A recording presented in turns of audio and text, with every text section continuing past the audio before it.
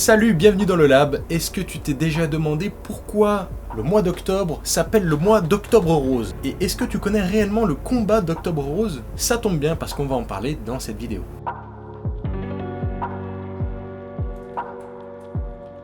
Alors pourquoi dit-on Octobre Rose? C'est vrai qu'il n'y a pas tellement de roses dans le mois d'Octobre Rose, mis à part si t'écoutais Edith Piaf. Plus sérieusement, pour découvrir l'histoire derrière Octobre Rose, il va falloir se pencher sur la vie d'Evelyn Lauder.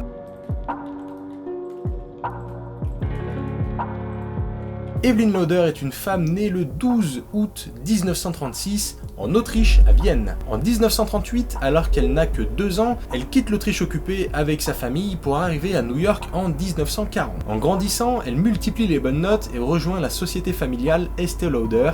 En 1995, le New York Times l'a même qualifiée de femme impeccablement habillée et incroyablement organisée. On repart en arrière pour arriver en 1968, où Evelyn crée la filiale Clinique, qui est une déclinaison cosmétique de Estée Lauder. Dans les années 80-90, Evelyn apprend qu'elle a un cancer du sein, et dans son programme de guérison et d'entraide du coup avec les personnes qui sont atteintes de cette maladie, elle décide d'organiser des actions, tout simplement pour se rassembler pour la guérison de cette maladie. C'est pour ça qu'en octobre 1992, une levée de fonds de 13,6 millions de dollars ont servi à créer le Evelyn H. Lauder Breast Center, du premier coup. Donc c'est un centre de recherche et de diagnostic pour la maladie du cancer du sein. Et quel était le logo de ce centre?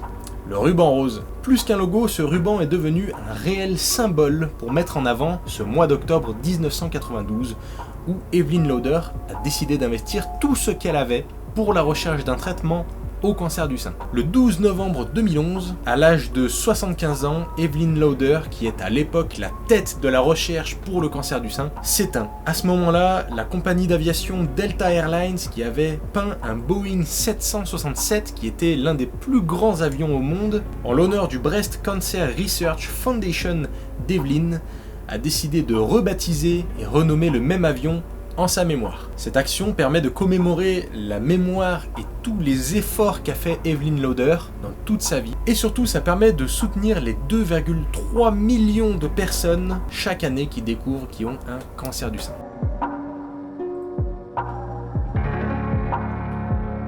Pour les 2-3 au fond qui n'auraient pas compris, le cancer du sein est la tumeur maligne la plus fréquente chez la femme. Il peut être traité sous différents moyens. Le premier vise à retirer la tumeur et parfois le tissu sain autour via la chirurgie. Il peut aussi être traité via la chimiothérapie pour éliminer les cellules cancéreuses. On utilise aussi la radiothérapie, l'hormonothérapie et la thérapie ciblée. Donc c'est une maladie complexe, mais grâce à la science et la connaissance de son corps, la maladie peut être démasquée au stade le plus tôt, notamment grâce à l'autopalpation. T'as vu ma transition parfaite ?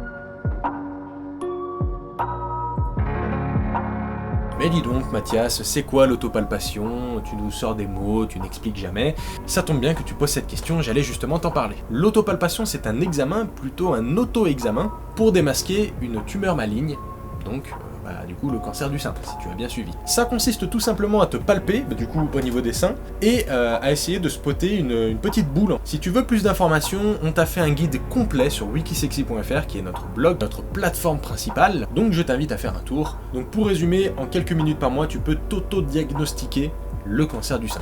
Après bien sûr, si jamais tu trouves qu'il y a quelque chose d'anormal, il va falloir aller faire un tour chez le médecin, et la méthode est la même que ce soit pour les femmes et pour les hommes.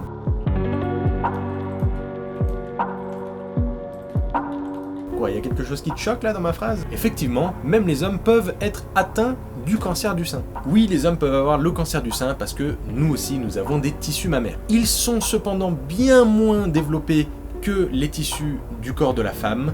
C'est pour ça que on diagnostique 99% des cas du cancer du sein qui sont des femmes et seulement moins d'1% qui sont des hommes.